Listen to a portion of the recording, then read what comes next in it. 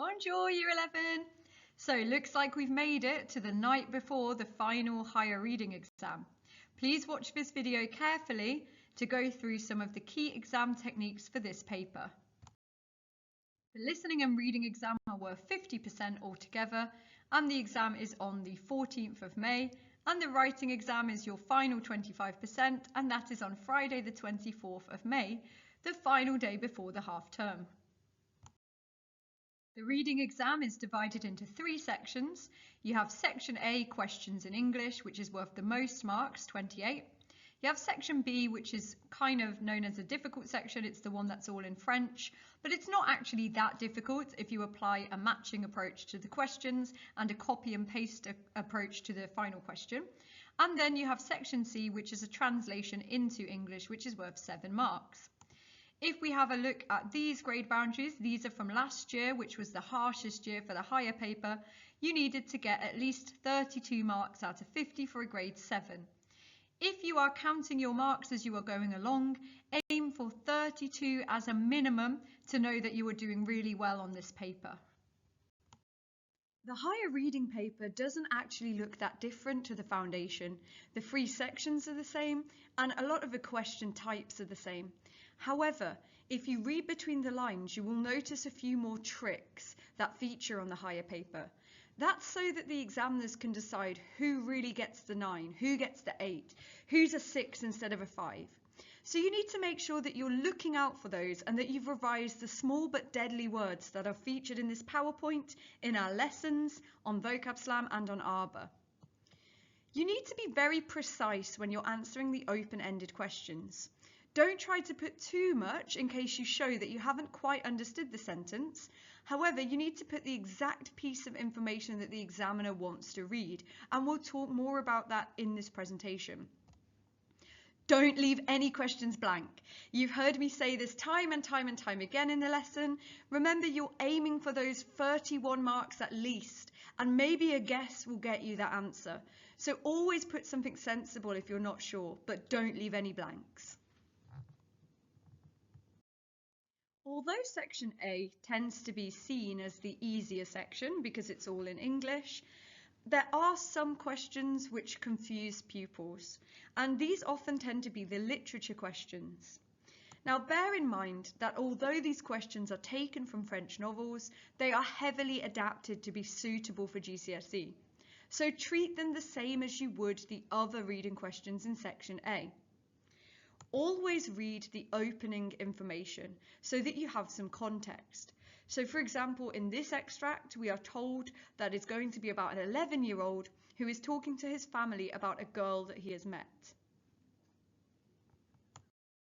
So just as we would with the other questions on this paper, we have a look at the question first to figure out what information we need to track down in the text. This one looks fairly simple. We're just trying to establish somebody's age. So it's testing numbers, which should be very basic knowledge. However, we need to be careful that they might throw in a trick. So for example, it might say, my younger sister, Maybelle, is 10 years old. However, Isabel is 14 years old.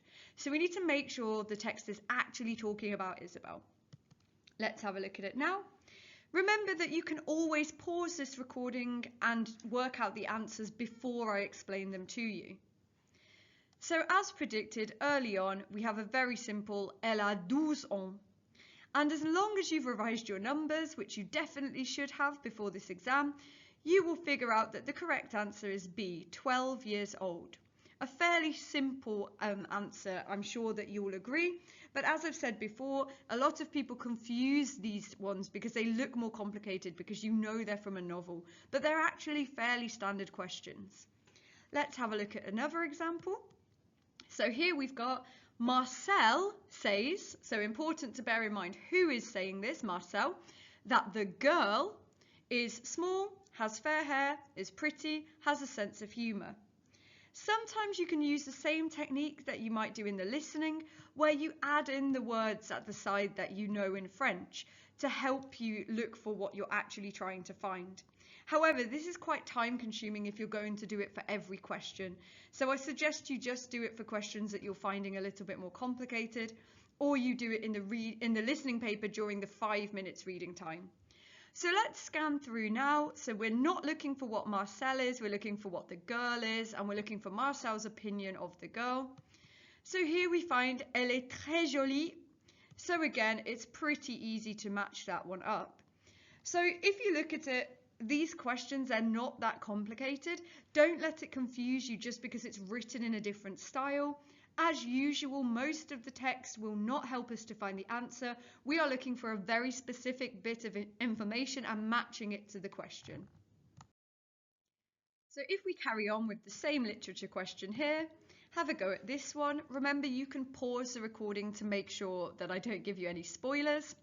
This one is about what Marcel says about Isabelle's father. We've already used the first 2 lines of this text. Can you find the answer hidden in the rest of the text? So I have located it here. Son père est un poète.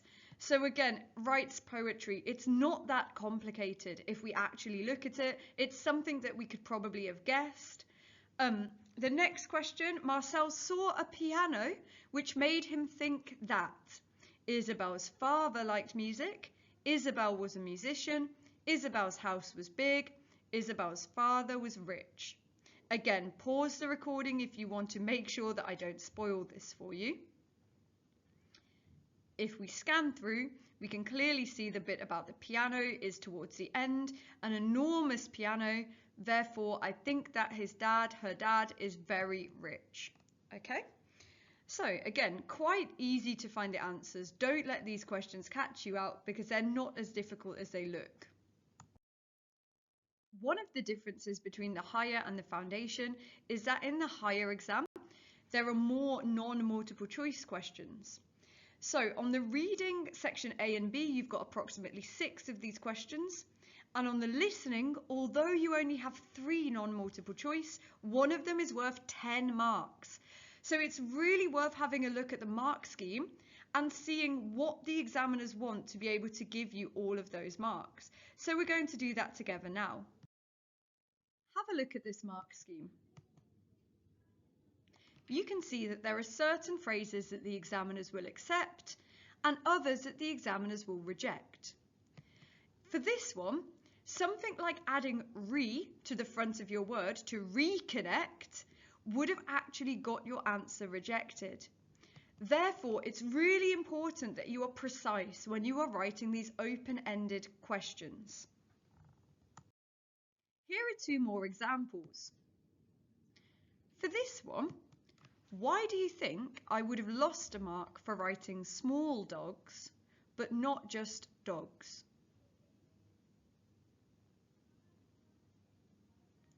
Hopefully you're thinking along the lines that if you look in the answer box, the question clearly says that there are large and small dogs. So if you just say one of them, that's not actually correct. You've got to imply that all of the dogs are welcome in this hotel, because I remember this question and it was about the dog hotel. I think we did it in class together as well.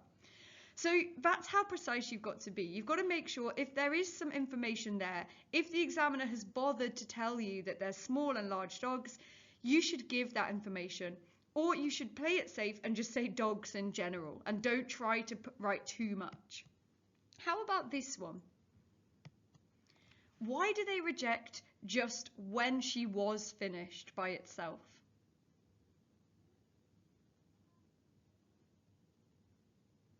So in this one, they're clearly looking for you to be very precise about what she has finished. So they're looking for the idea of school.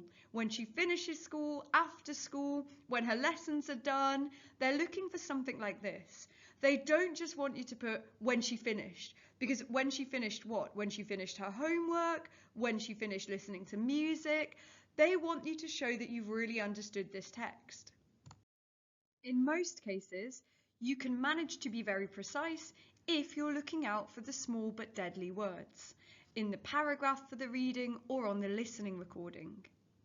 Can you spot any small but deadly words in this paragraph? Remember, if you don't want any spoilers, pause the video now and then you can make sure you've worked out your answer before I tell you my answers.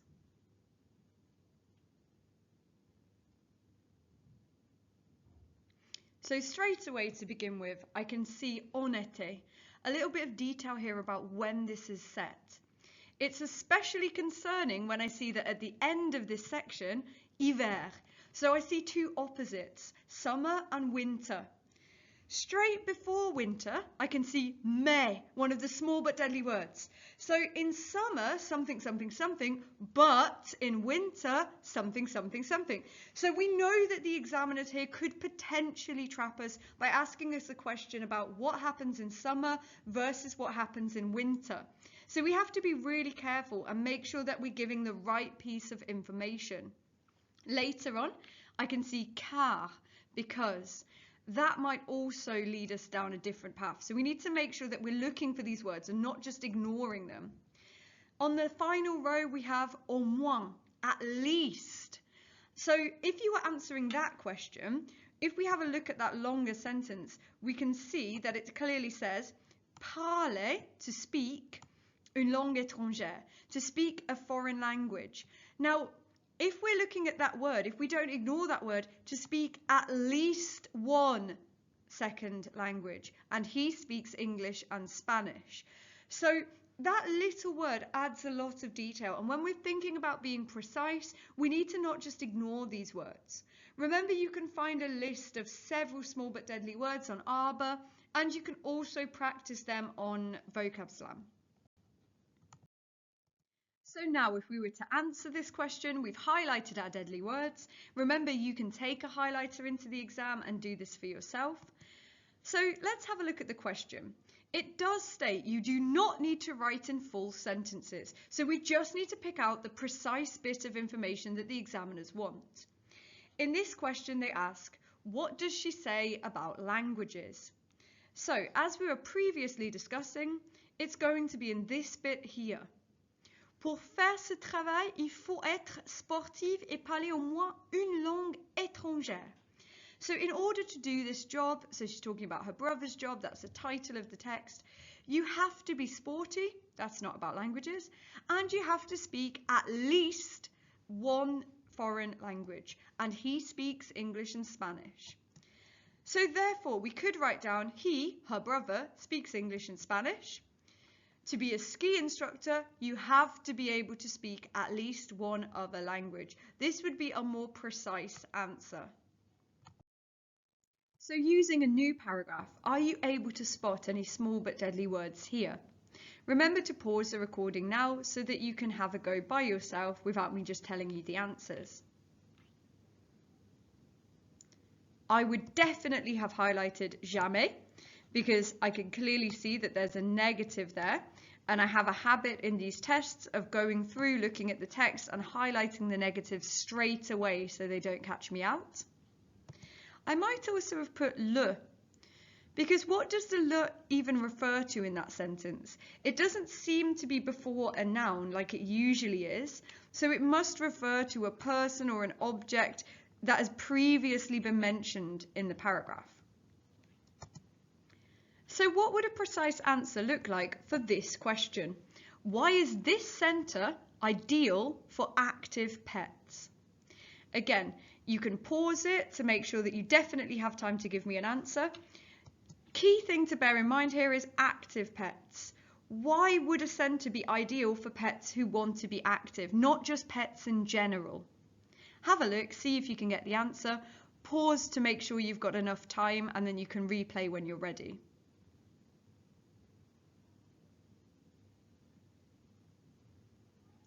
So if we go back to that bit with the negative, we can see that the dogs are never something. And here, look, we've got cages.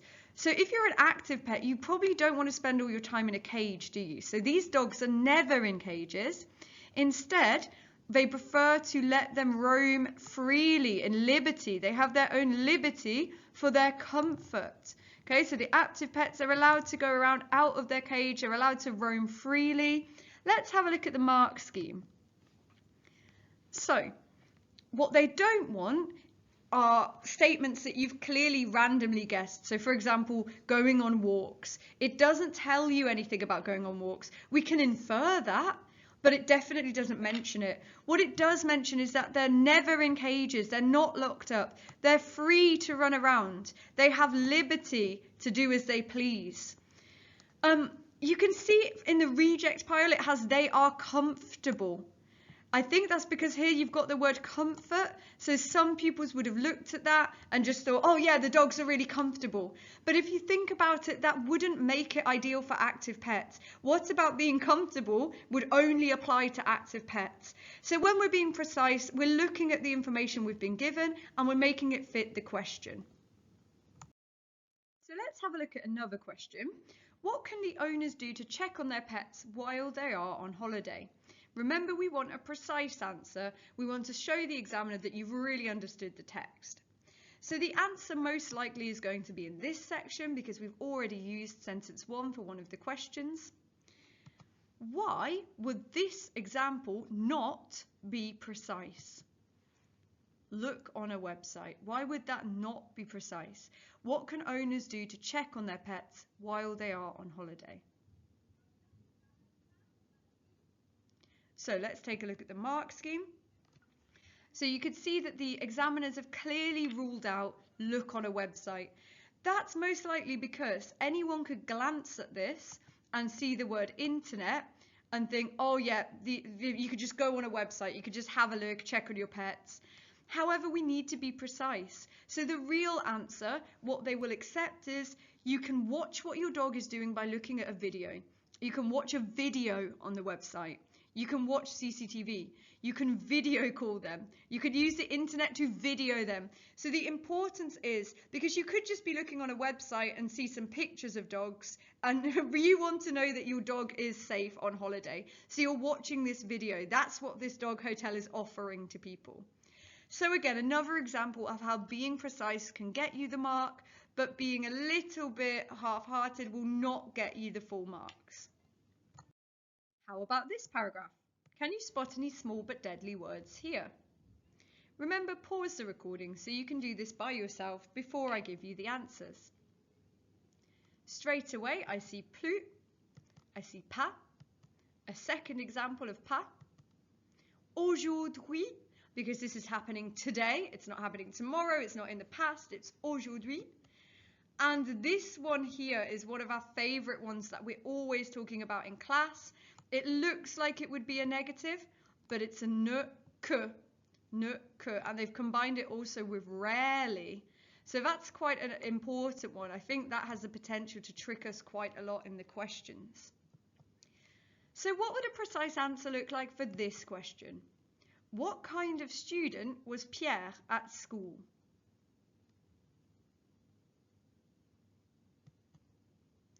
The answer seems to be in this line. Je n'étais pas travailleur au collège et je n'écoutais pas en classe. So lots of things that he didn't do. Could I get away with just writing he wasn't a good student? Let's have a look at the mark scheme. So the mark scheme specifically wants us to say that he was lazy, he didn't listen in class, he was a bad student, he didn't work, he wasn't working. What they don't want you to put is just was naughty, bad behaviour.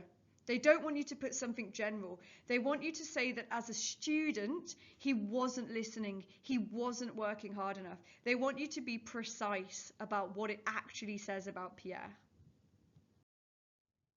So how about this question? How has Pierre changed?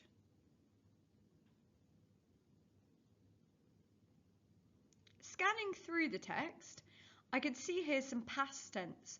Music was my passion. Music used to be my passion. And then we've got a comparison with today. So music used to be my passion. Today, and we've got that very complicated combination of small but deadly words. Today, I only listen, rarely, to rock music. So what does that actually mean? I only listen rarely to rock music. Music used to be his passion. So it seems that he's changed styles. He doesn't really like rock music anymore. He only rarely listens to it. So therefore, when we look at the mark scheme, We don't want to see things, we don't want to see people misinterpreting the negatives and putting he never listens to rock music, he doesn't ever listen to it. They want to see that he rarely listens to it, he seldom, he doesn't often listen to it anymore. That's how he's changed. His taste in music has changed. He doesn't really listen to it as much as he used to do. It's not his passion anymore. So let's have a look at another question. How many small but deadly words can you spot in this paragraph? Make sure you pause so you've got time to do this. I can see a lot in here. I can see très, mais, pas. So I would definitely have my highlighter and I would have highlighted that one because it's a negative. I could see très again. I could see maintenant, which is a clear indication that they're going to say, I used to blah, blah, blah, but now blah, blah, blah. So that one's a really good one to look out for. It's kind of like aujourd'hui in the previous one. So let's have a look at a poor answer. Why would this one receive 0 marks? What happened when Adam achieved poor grades? He had to redo the exams.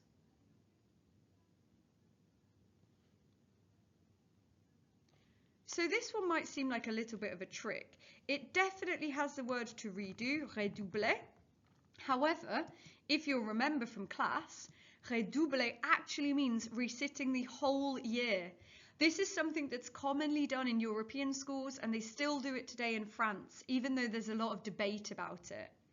So if you just write that he had to redo one of his exams, that would not be correct. Or if you just wrote he had to do it again, that's not precise. What did he have to do again?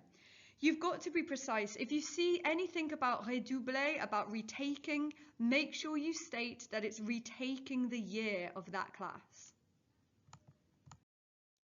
Section B looks like the most difficult one because it's all in French. However, if you take a match-up approach and you're very careful about synonyms and antonyms, it shouldn't be too much of a challenge. For example, in this question, you've got 4 different people talking about jobs. You've also got a list of statements. Let's have a look at statement 1. Somebody a travaillé, E with an accent, so we know it's happened in the past tense, à l'extérieur. Somebody worked in the exterior, so that means outdoors. Somebody did a job that was outside. Now, if I'm purely trying to match the same words, I can see straight away that Damien has the word exterior in his paragraph. However, I've got to be smarter than that. I've got to look at what he's actually saying. Did he work outdoors? At the beginning of the sentence, it clearly says, I worked in a hotel. So that doesn't really sound very outdoorsy. So why does he mention it later on? I would hate to work outdoors. So that's one of those tricks. We don't want to put Damien for A just by matching up the words, because actually he says that he hates it. But who did work outdoors? If we scan through each person, we can kind of get an idea of where they were working. So for example, Beatrice is working at the Hôtel de Ville, so the town hall. That's not really outdoorsy. Anouk wanted to do a placement in the tourist office, but it doesn't seem like it was a good idea there. It doesn't seem like she could do that. So she ended up in the Centre Commercial. She ended up in the shopping centre. So that leaves us with Christophe. Did Christophe work outdoors? Now straight away there's an antonym here, look, interior. So you might think, oh, that's the opposite. Christophe, he worked inside. But actually, if you've been highlighting your negatives, you will see that working indoors is not for him. His dad is a builder and he offered him a placement. He likes to work in the plein air, in the outdoors. So it's clearly Christophe who is going to be the right answer. So you've got to approach these questions a bit like you would a puzzle, by discounting bits of information, by matching other bits of information, but you've got to be really careful. Don't just pick the first word that you see, read around the words.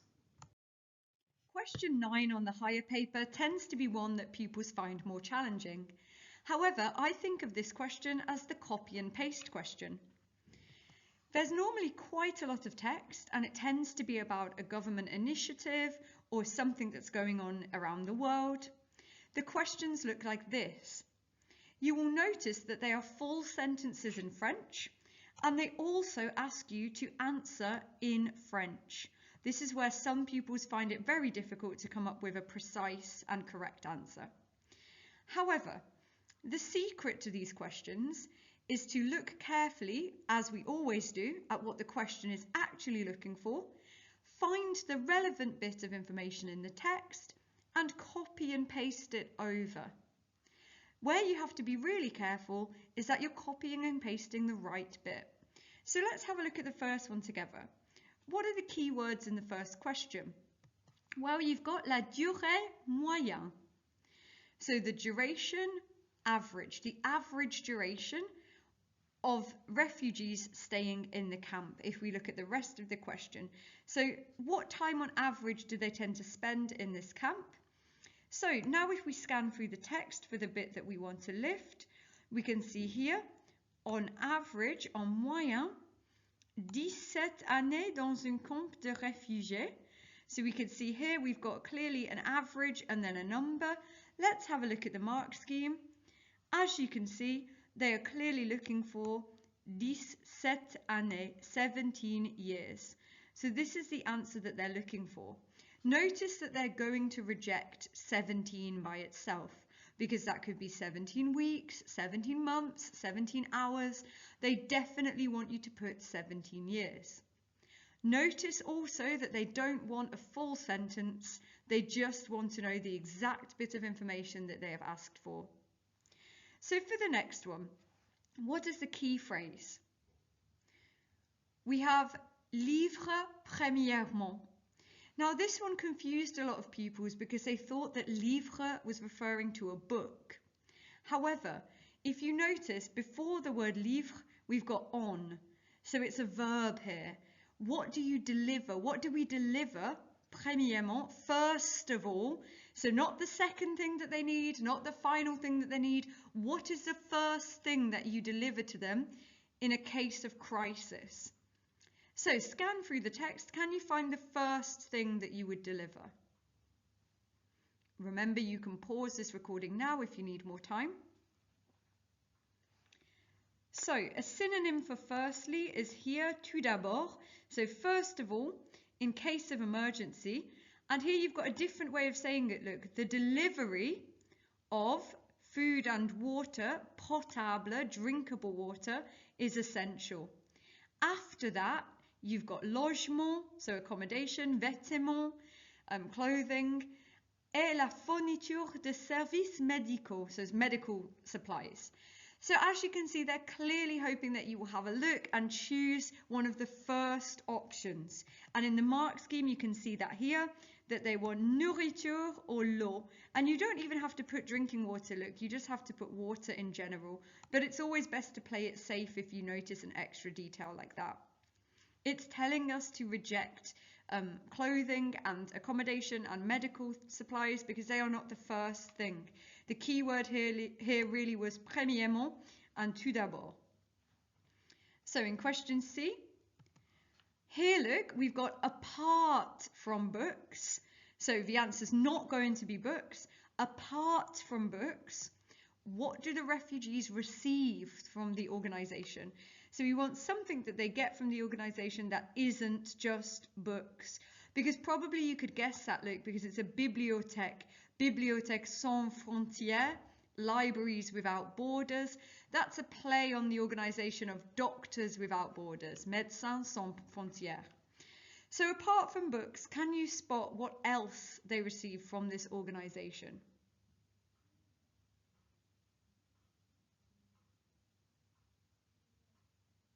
So in the mark scheme, we've got access to culture and information. And you can see that here, look, it provides to refugees access to culture and information. Will they accept anything else? Well, yes, they'll accept to help to reconstruct or recreate links, or une médiathèque en kit, so an ideas box, a kind of box of supplies that they're going to deliver to you. What they won't accept is to just make links again. They want the idea of helping them to make links. So that answer was down here in paragraph 3. And also a little bit, you can see in paragraph 2. So you can see in paragraph 2, you've got the bit about reconstructing links, and you've got the sentence where it says that this organisation helps them to achieve this objective. So what about D? What is the contribution of Philip Stark to the project? So what exactly does he do? What's the point of him? What's his role? So we can easily scan through and find his name here. So, le dessinateur mondialement connu dit travailler en partenariat avec Bibliothèques sans frontières pour créer Ideas Box est pour moi une expérience inoubliable. So what is it that he actually contributes? What would you put for this answer?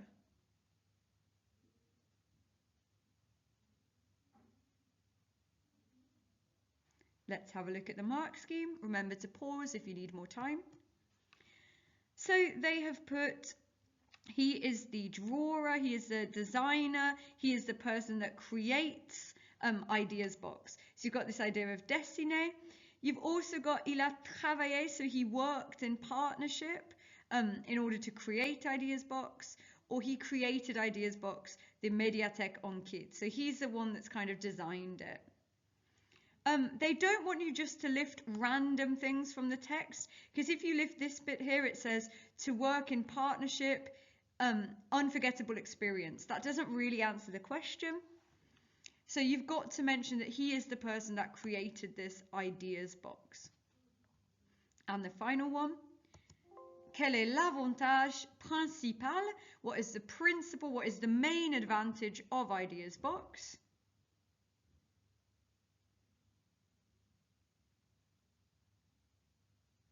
So we can clearly see in the final paragraph that yes, it is easy to transport, but the most important, so most importantly, you can install it in 20 minutes. So it's very easy to set up. So as we just saw, question 9 is not that difficult if you again think about being precise and you think about copying and pasting. However, not just copying massive chunks of text. So let's have a look at this question. If you want time to scan this through and try to translate bits of it, you can pause now. Otherwise, carry on and look at question 1 with me. So in question 1, the keywords, we've got problems that exist, and we've got record rain northeast of France. So here, this is a question where it's looking for 2 examples of problems that the record amount of rain in the northeast of France has caused. We can probably guess what these problems are going to be just by thinking about the kind of problems that we face in England when there's lots of rain. However, this question, we're thinking about lifting a certain part of the text. Straight away, I see the words northeast, and I would have used my highlighter to highlight a negative here. This bit is simply saying about in the northeast, the rain didn't cease, it didn't stop falling for several days. So that's not really an answer. That's not a problem that's come about because of the rain. It's just explaining that the rain didn't stop falling. If I scan later on, I see another instance of the use of the northeast. And in this sentence, I see it is impossible to circulate, meaning that the cars can't get about. And even the schools have been closed. Now, I don't want to copy every single bit about the northeast. I just want to lift the information that the examiner is asking me for. So I'm going to take it is impossible to circulate and the schools have been closed. I didn't even put the schools have even been closed. I just literally stated the fact. So let's have a look at the second question. Which region of France noted, so noticed or, recorded the record amount of rain? So again, let's have a look through the text. We're looking for one region only. We're looking for a region where the rain was record breaking. So here, look, we see Île-de-France, which is actually the region where Paris is. On n'avait jamais, so again, I would have highlighted that. We never registered, look, we never saved, we never recorded, we never registered so much rain in 1 month only. So again, I don't need to copy everything. I just need to give a region. And remember that place names normally have capital letters. So that one is quite easy to spot. So in this question, we're talking about les pompiers, which I hope that you would remember from the work topic is about firefighters. So what was the role of the firefighters in all of this? What did they do? So again, this is one of those questions where you can probably use common sense to guess what the answer will be. However, we want an answer in French. We want to lift the relevant answer from this text. Scanning through, I can see at the bottom we have this line here which is clearly about les pompiers. We've got the word évacuer, so it looks like they were evacuating people, people who were bloqués, people who were blocked by the water. Again, I don't want to just copy everything, I want to be really precise. I just want to answer what role did they play. So I don't really need all of this bit at the start about, oh, actually they intervened more than 8,000 times. I don't need all of that. I just need one thing that they actually did. And on the mark scheme, it will accept évacuer des personnes, so evacuate some people. The final question on the reading paper looks like this. It's a translation into English. Now, the only difference between the higher and the foundation is that the higher tends to be a little bit more complicated. They like to put in higher grammar to check if you understand it, or some words that are a little bit more confusing to see if you can figure out the meanings. This is the final question on the paper. However, I recommend that you do a first draft early in the test, and then you can go back to it with fresh eyes and check that your English actually makes sense before finishing the paper. A classic mistake that pupils make on this one is to try to translate it word by word. However, if you do that in French, you're going to end up with quite a messy sentence. For example, the one appearing on your screen now. And as a higher candidate, I'm sure that you'd be able to work out that adjectives need to go before nouns and make sure that generally you're not mixing up your French and English word order. So let's have a look at this one. Remember, as I've suggested in class, I would break this up into sections, and it's worth 7 marks, so I would actually look for 7 sections. You can do that now, pause and do it by yourself, or you can watch me do it. I usually pick full stops as my starting point and commas, and then if I don't quite have 7, I look for longer sentences and put some gaps in the middle. Then, instead of looking at individual words, you can gather information section by section. You can treat it like a chunk and try to work out the gist. So in this one, j'apprends l'italien à l'université. You've got these different sections. You know that you've got something about I am the one doing the action. You've got Italian and you've got university. So a logical sentence, if you're trying to get the gist, might be I study Italian at university. I am learning Italian at university, I'm studying Italian, anything along these lines. But do you see that now you've got the overall gist of that sentence and you're not struggling because you're stuck at word number 2? I've recommended this to you in class before. Try to be like a detective when you're doing the translation. So ask yourself the following questions. Who is doing the action?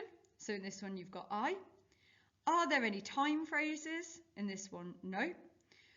Which tense is being used? Well, here we don't have E with an accent. We don't have anything about je voudrais or je vais, so it's just present tense. Are there any negatives? Here, no. Are there any small but deadly words? For example, I like studying this, but I'm not going to do it next year, something along those lines. And what is the gist of that sentence? How about this one? So in this sentence, you've got mon frère, my brother. You've got a negative. So it's my brother is not or does not want, something along those lines. It's got to be something negative about the brother. For this one, again, we've got a mention of he, and we've got a tense here. He is going to do. For this one, I'm hoping that straight away you're thinking, oh, miss, look, E with an accent. Because every time you see that, I'm sure by now you should recognize that it's past tense. This one here, again, notice things such as mon, my, okay, son or sa would be his or her. In this one, you've got a little word, you've got if we speak another language. And finally, in this one, again, we're still on the topic of, we're still on the person we. So if we speak another language, we can. And be careful of things, such as these false friends. So this is not travel, this is work, we can work. And this is not to pay, this is a country. So we can work in a different country if we speak another language. So it's good to think of yourself as a detective, breaking down the chunks, working out what is the gist, who is doing this, what might they be doing. So here is an example from the higher reading paper. It's still worth 7 marks, but it's a little bit more complex. Have a go yourself at splitting this one. Pause the recording and then join me again and I will go through the answers. So if I were to split this up, I would of course go for the full stops first of all, and once I have my different sections, I ask myself these questions. Who is doing the action? Are there any time phrases? Which tense is being used? Are there any negatives? Are there any small but deadly words? What is the gist? What are they trying to communicate to me? And can I communicate that in a different language to someone else? What an amazing skill to have, by the way, that you've developed now by year 11. So pause now, see if you can do this by yourself, and then I will reveal the answers to you. So hopefully you're listening to this after you've finished the pause. So here are the answers for each section, and you can see if you got them right. So for the first one, my knowledge of French allows me to travel more easily. The second one, my linguistic abilities have allowed me to find a job in Switzerland. If you want to work abroad, you can find a vacancy for which we need someone who speaks good French. Without having studied it, I would not have, conditional tense, met my Swiss friends. So remember, the reading exam is divided into these 3 sections. You want to really make the most and get all the marks you can get. For a higher candidate, let's look at the harshest grade boundaries again. Remember, you want to try to be getting at least 31 out of 50 for a grade 7. So every mark we can get counts.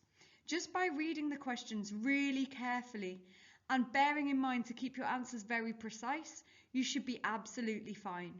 And don't forget your highlighter on the day of the exam.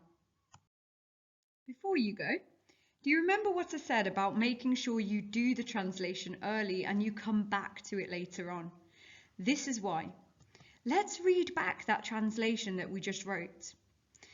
My knowledge of French allows me to travel more easily. My linguistic abilities have allowed me to find a job in Switzerland. If you want to work abroad, you can find a vacancy for which we need someone who speaks good French. Without having studied it, I would not have met my Swiss friends.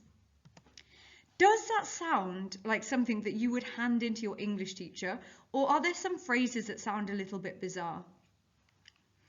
Reading it back, I don't really like the way that I've used my knowledge of French allows me, and then straight away my linguistic abilities have allowed me. That sounds a little bit clunky. And later on this bit, you can find a job for which we need someone who speaks good French. Again, it sounds a little bit strange. So I want to make it sound more pleasant for someone to read, but I can't risk changing any of the meanings because that might lose some marks. So first of all, this word, my linguistic abilities. How about if I put my linguistic skills? My linguistic skills, instead of have allowed me, have enabled me. My linguistic skills have enabled me to find a job in Switzerland. How about this clunky bit for which we need someone who speaks good French? Can you think of something? I think I would change it to which requires someone who speaks French well. My linguistic skills have enabled me to find a job in Switzerland. If you want to work abroad, you can find a vacancy which requires someone who speaks French well. Always leave time at the end of the reading exam to check through your translation, and if you've left any gaps, make a sensible guess. So that's all for now. Well done for listening, well done for having a go just before your exam. If you've got any final questions, please email me. And if you want to do any last minute revision, you can go back over parts of this video, or you can go through the themes on Vocab Slam and make sure that you learn as much vocabulary as you can before that test. Bon courage, au revoir! There are lots of little words in French which some students ignore while they're reading. This is very dangerous because they can actually change the whole meaning of the sentence, so you need to look out for them. That's why we call them the small but deadly words. Sometimes they are synonyms. They mean the same as each other. For example, easy and simple. Or sometimes they are antonyms. They mean the opposite, easy and difficult. You need to make sure that you've revised the small but deadly words. You can do this by pausing this screen and looking up any words that you don't know. Or you can have a look on Vocab Slam, because there's a whole set called Small But Deadly Words, which has all of the words which might possibly come up in the exams.